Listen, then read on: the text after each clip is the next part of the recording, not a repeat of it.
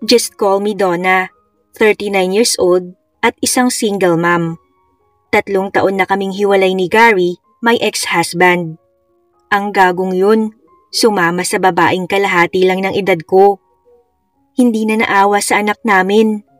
Isa lang ang anak namin, si Kelly na 20 years old na. Masasabi ko na sa edad kong 39 ay parang 30 years old lang ang itsura ko. Sexy naman ako at maganda pa rin. Morena ako at makinis. At sa tingin ko nga, yun ang pinaka-the best asset ko. Ang daming ang nanliligaw sa akin lalo na nung naging single ako. Kaya nga hindi ko maintindihan kung bakit kailangan akong ipagpalit ng ex ko sa mas bata sa akin. Sa loob ng ilang taon kong pagiging single, ay wala akong in-entertain na manliligaw. Ewan ko ba, parang gusto ko munang ituon ang atensyon ko sa pag-aalaga sa aking anak. O wala lang talaga akong type sa mga nanliligaw sa akin. Siguro kung sakali mang may dumating na pasok sa panlasa ko, why not? Kailangan ko pa rin naman ng kalinga at pagmamahal ng isang lalaki. Yun nga lang, sana pag nakahanap na ulit ako, yung talagang mamahalin na ako at hindi ako ipagpapalit sa kahit na sino. Aaminin ko na madalas pa rin akong nangangailangan sa kama.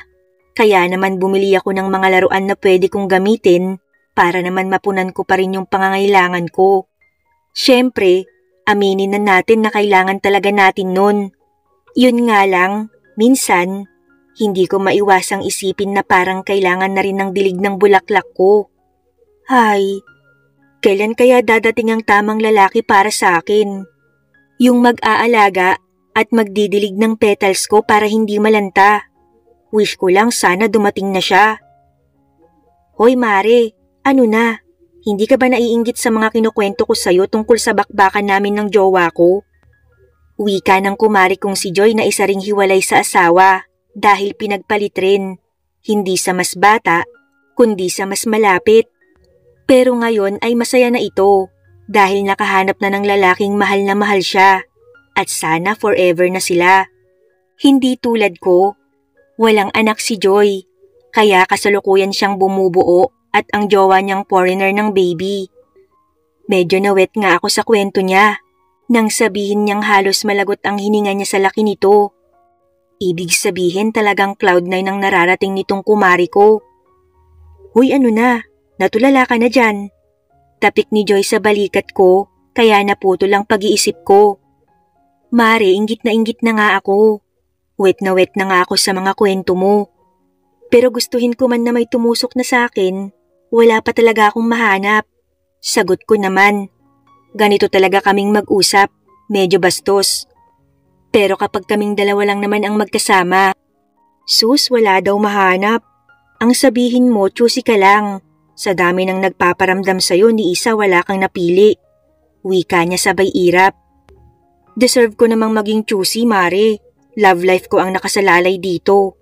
Baka mamaya palpak na naman ang mapili ko pag nagmadali ako. Sagot ko naman.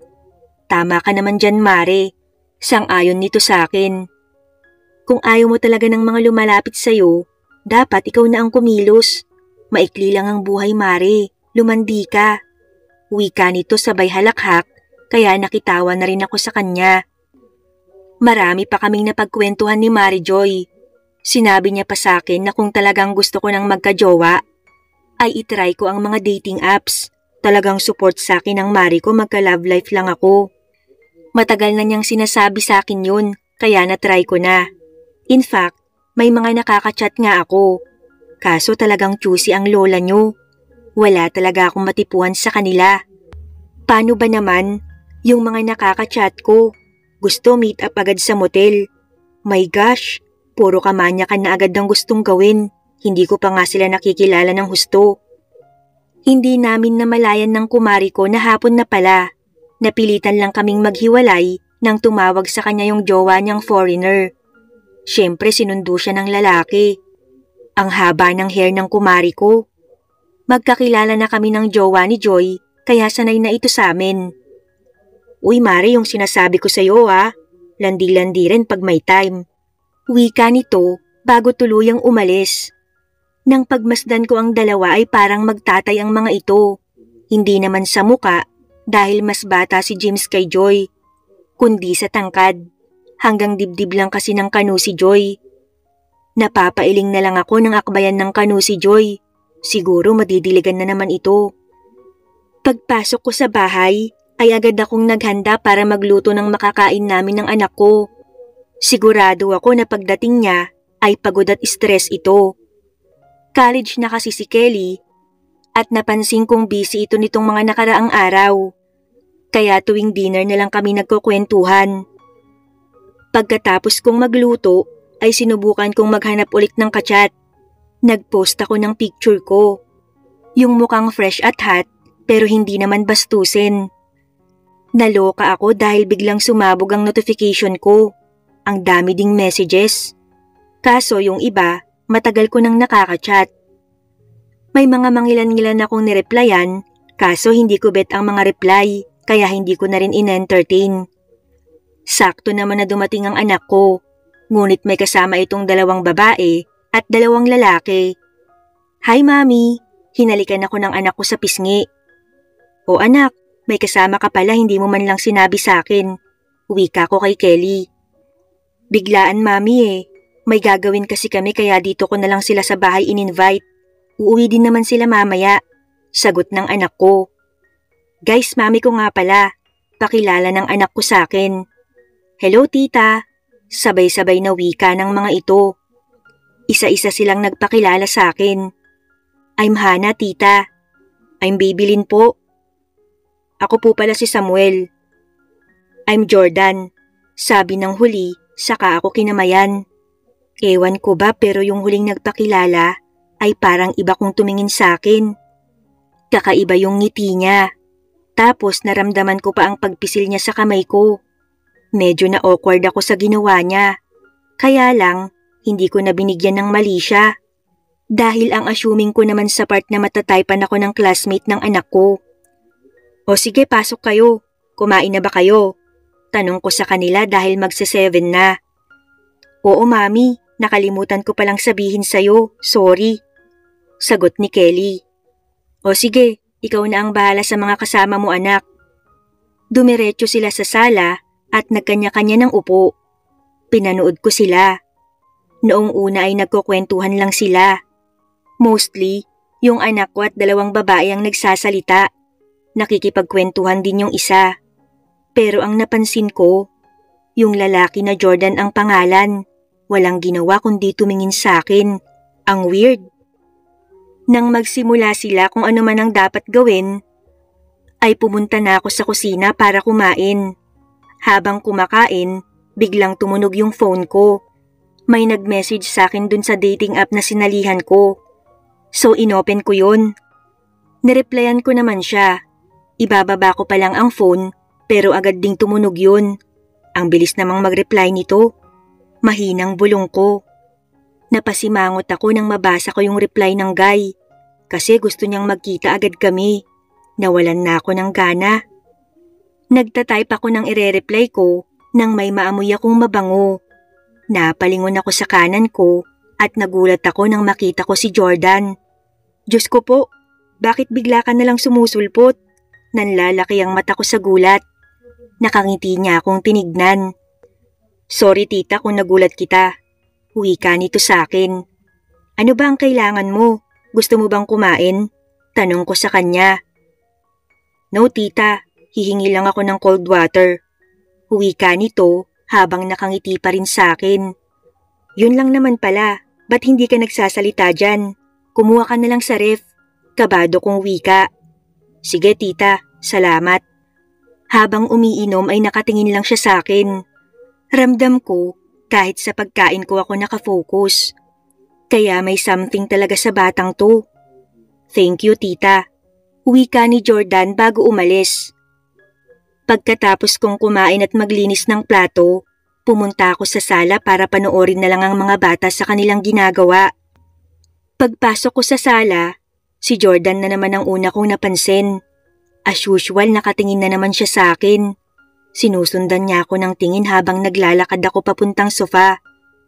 Naupo ako sa kaliwang bahagi ng sofa dahil may bakante doon.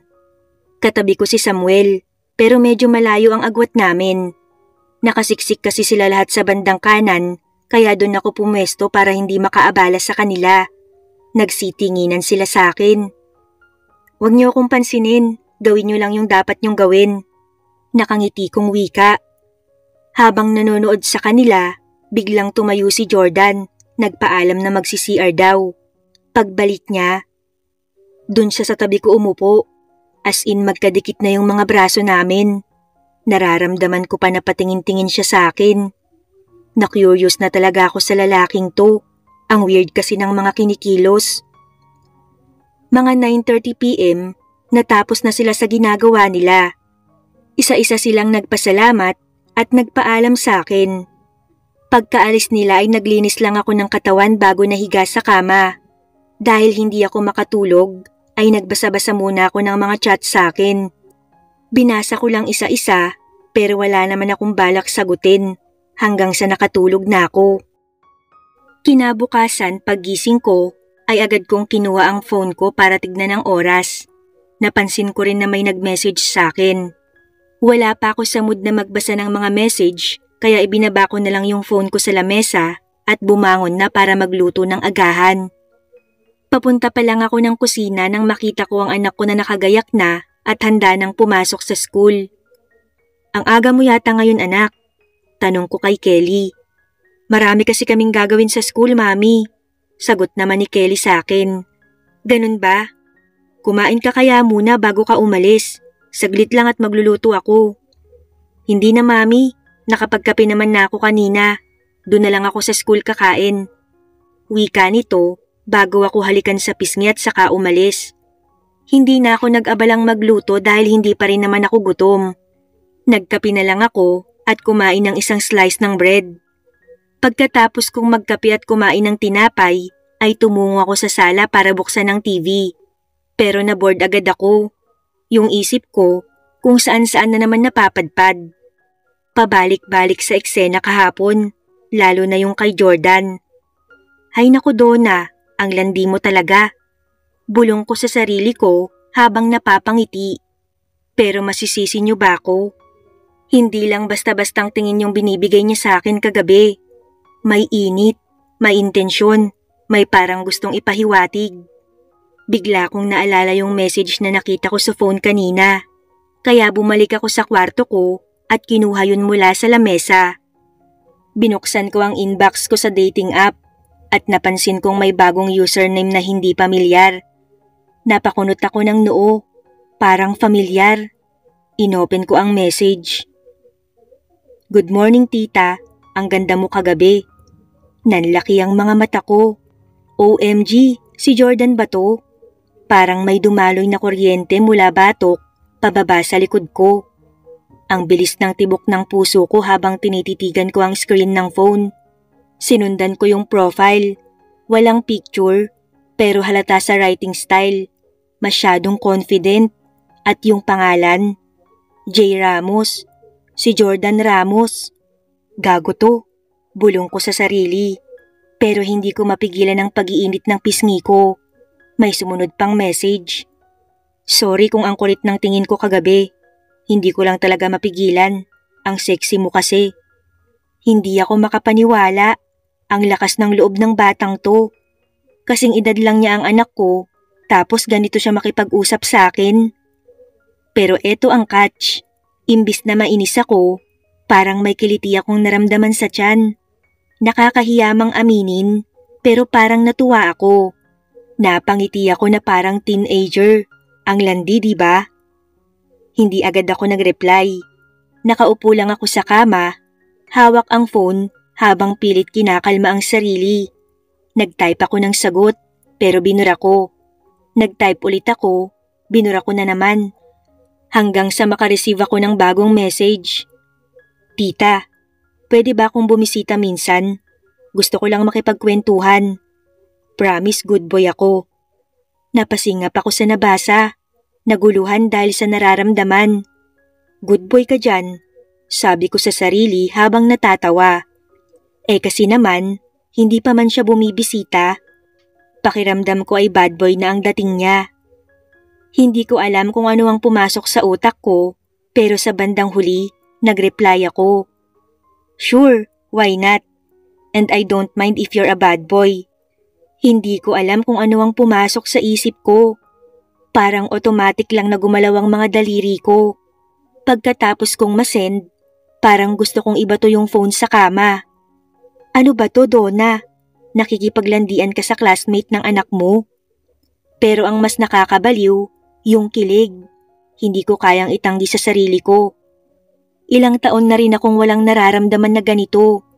At eto pa, batang-bata, masarap tumingin at halatang may gusto sa akin. Naalala ko yung titig niya kagabi, yung pisil sa kamay, yung pagdikit ng braso namin. Lahat yun tumatak sa akin. Agad na nag-reply si Jordan. Bad boy it is.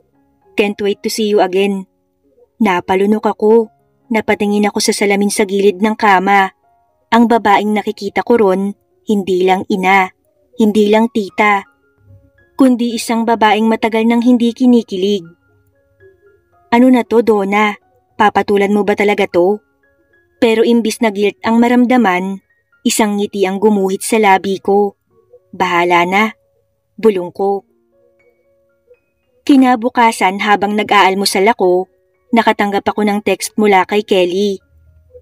Ma'am, late ako uuwi mamaya. May group study kami ulit. Okay lang po ba? Napaisip ako. Group study ulit? O baka naman binibigyan lang ng pagkakataon ng tadhana yung isa para makadalaw dito. Hay, napraning na nga. Eksakto 2:00 ng hapon, may kumatok sa gate. Afford ko pang kabahan kasi may hinala na ako kung sino to. Lumabas ako at hindi nga ako nagkamali. Si Jordan nga. Naka-white shirt at black pants lang siya. Pero parang model sa commercial ng pabango. May dalang maliit na notebook sa isang kamay at isang ballpen. Hi tita. Bati niya, sabay ngiting may bahid ng kalokohan. Aba, seryoso ka pala talaga. Sagot ko at pilit pinapakalma ang sarili. Siyempre, namiss kasi kita agad. Ani Jordan habang tumatawa. Loko-loko. Nasambit ko na lang sabay ngiti para itago ang kaba na nararamdaman ko. Pinapasok ko siya, naupo kami sa sala. Tahimik lang kami at tila nagpapakiramdaman. Hanggang sa ako na ang naunang magsalita. Gusto mo ng juice o kape? Tanong ko kay Jordan. Water lang po tita, mas healthy. Ngumiti siya sa akin, yung ngiti na parang may sinasabi. Kinuha ko ang baso, nilagyan ng malamig na tubig at inabot sa kanya. Nang abutin niya ang baso, muli niyang hinaplos ang kamay ko. Sandali lang, pero sapat na para muling mag-init ang batok ko. Salamat tita, wika ni Jordan. Pero nakatitig pa rin siya sa akin. Jordan, sabay upo ko pabalik sa upuan. Alam mo bang delikado yung ginagawa mo? Tanong ko sa kanya. Anong ginagawa ko, tita? Inosente niyang tanong pero may bahid ng tukso sa boses niya. Yung mga tingin mo, yung mga messages mo, alam mong bawal to. Babala ko sa kanya kahit parang tuto lang kalooban ko. Pero hindi mo ko binlock at nag-reply ka pa. Sagot ni Jordan, diretso ang titig sa akin. Hindi ako nakasagot agad. Huling-huli niya ako. Napalunok ako ng laway. Alam mo bang mas matanda ako sa'yo ng halos 20 taon? Tanong ko sa kanya. Hindi naman yun ang nakikita ko, tita. Maganda at sexy ka. Malayo sa sinasabi mong matanda. Sagot ni Jordan. Napakagatlabi ako. Walang ligoy-ligoy kung magsalita siya. Jordan, mahina akong tawag pero hindi ko na ituloy. Tumayo siya mula sa kinauupuan at lumapit sa akin. Naupo siya sa tabi ko, mas malapit pa kaysa kagabi. Yung tuhod niya halos dumikit na sa hita ko. Pwede ba akong magsabi ng totoo, tita? Bulong niya sa akin. Anong totoo? Nauutal kong tanong. Hindi ka na nawala sa isip ko. I know it's wrong, pero gusto talaga kita. Wala akong nasabi. Ang lakas ng tibok ng puso ko. Pakiramdam ko, bumalik ako sa pagiging dalaga. Hawak ni Jordan ang kamay ko ngayon. Malamig ang palad niya, pero may kakaibang init sa bawat dampi. Tita, sana hindi ka galit. Bulong niya sa akin. Hindi pa man ako nakakasagot. Marahan niyang hinalikan ang likod ng kamay ko. At ako, hindi ko siya pinigilan. Sa halip, nanatili lang akong nakatitig sa kanya habang ginagawa niya yun. Maingat, banayad. Jordan, mahina akong tawag. Tumigil siya at tiningnan ako sa mata. Seryoso na ang mukha niya ngayon. Nawala yung pilyong ngiti at napalitan ng pagnanasa. O baka pagmamahal. Hindi ko sigurado. Basta ang alam ko, hindi ito biruan. Hindi rin ito simpleng landi lang. Hinawakan niya ang magkabila kong pisngi gamit ang dalawang palad niya at tumitig sa mata ko. Tita, ang ganda mo sobra. Hindi mo lang alam kung gaano ako natutuyuan ng laway tuwing naiisip kita. Napabuntong hininga ako sa sinabi ni Jordan. Tumigil ka nga dyan. Mahina akong bulong pero walang conviction. Para akong tinutunaw ng titig niya. Kahit mali, wala akong pakialam. Gusto kita. Sabi niya habang unti-unting lumalapit ang mukha niya sa akin. Naramdaman ko ang init ng hininga niya. Amoy toothpaste, amoy lalaki, amoy bagets na bagong ligo. 1 pulgada na lang ang pagitan namin. At alam ko, kapag hindi ako kumilos, mangyayari na ang inaasahan. At hindi nga ako gumalaw. At bago ko pa ma-realize ang lahat, nagawa na ni Jordan ang pakay.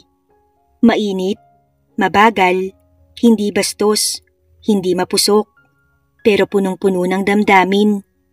Napapikit ako, ilang segundo rin yun, hanggang sa tuluyan na akong tumugon. Jordan, this is wrong. Bulong ko habang lumalaban pa ang isip ko. Pero gusto mo, sagot niya. Hindi ako nakasagot. Ang totoo, tama siya. Gusto ko rin. Matagal ko nang hindi nararamdaman to.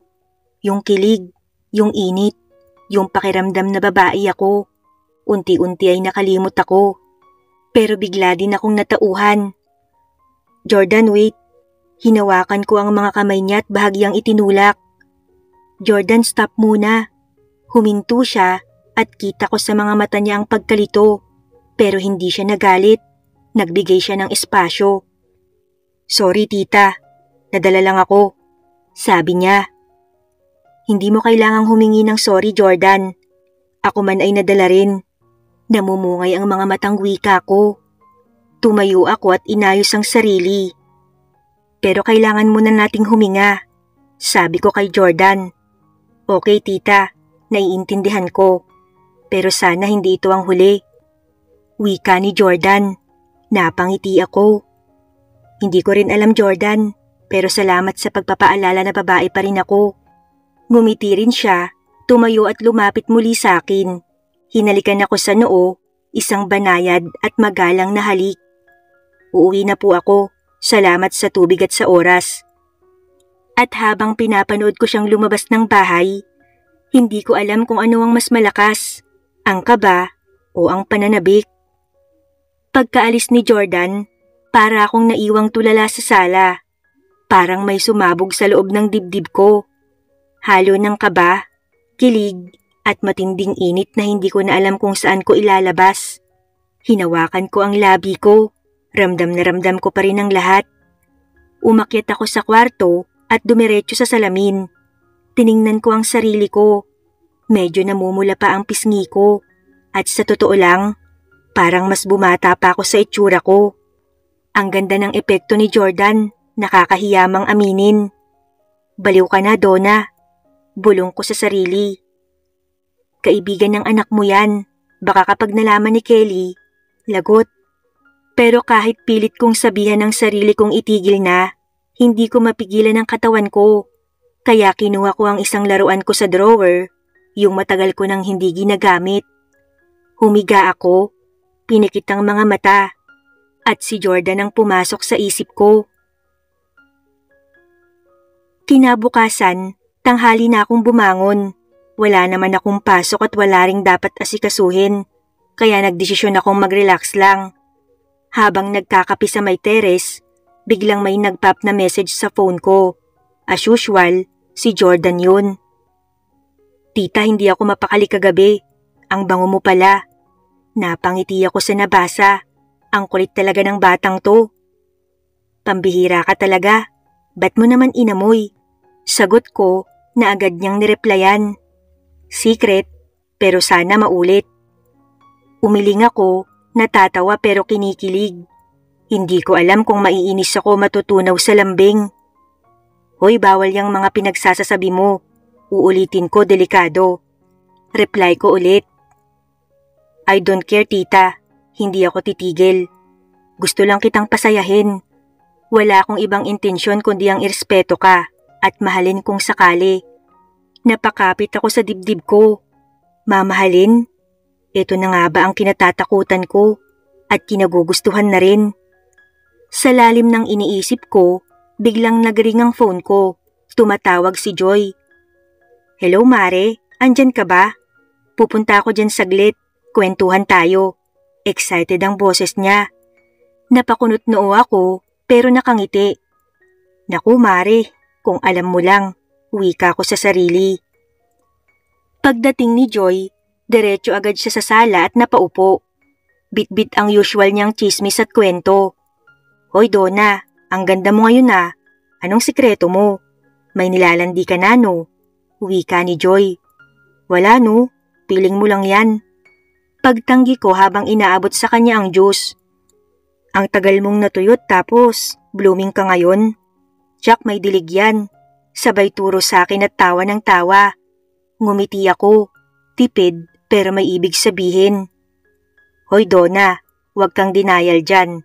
I know that look. Yung tipong may nagparamdam na at nagpadama. Napatingin ako sa kanya habang nakapamewang. Hala ka Joy, baka akala mo naman may jowa na ako. Sa totoo lang, wala pa rin. Malas nga yata ako sa lalaki. Maarte kong wika. Hindi mo ko maloloko, Mare. Kilala kita. Lumapit siya sa akin, sabay pisil sa braso ko. Aba, parang ang kinis mo lalo ngayon ah.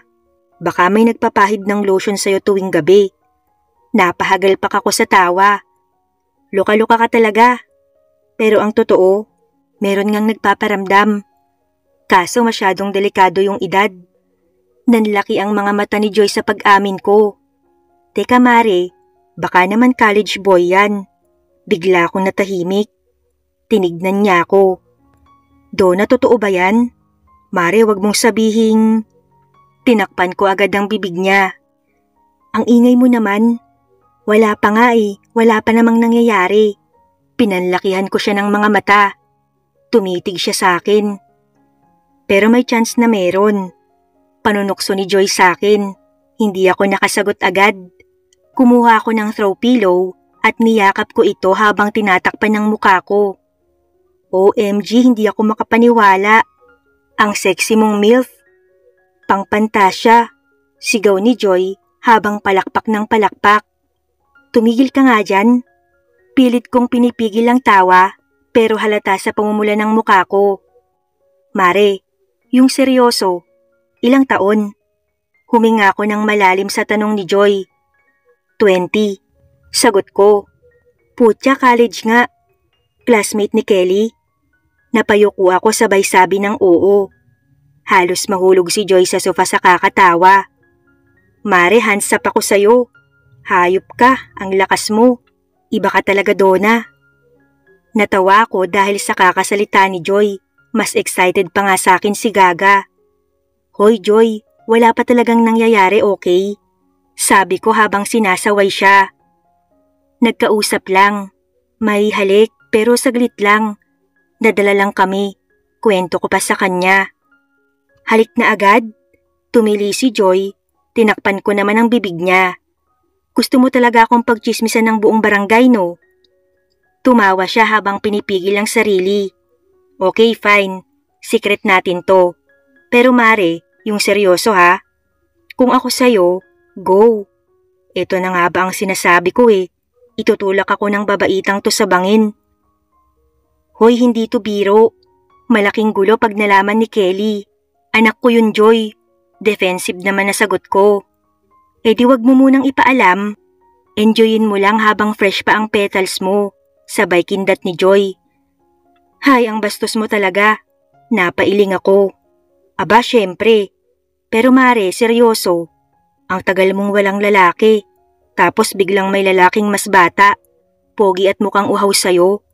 Wag mo nang pigilan. Kung masarap, enjoy.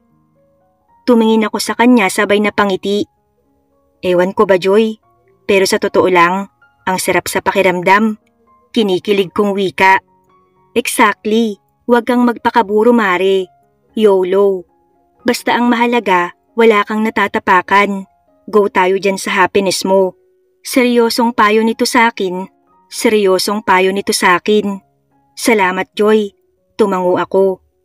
Walang anuman, Donna. Basta pag nadiligan ka na, ikwento mo agad ah. Gusto ko ng full detail. Ilang rounds, gaano kalaki, amoy at lasa, lahat. Wika nito at saka kami nagtawanan.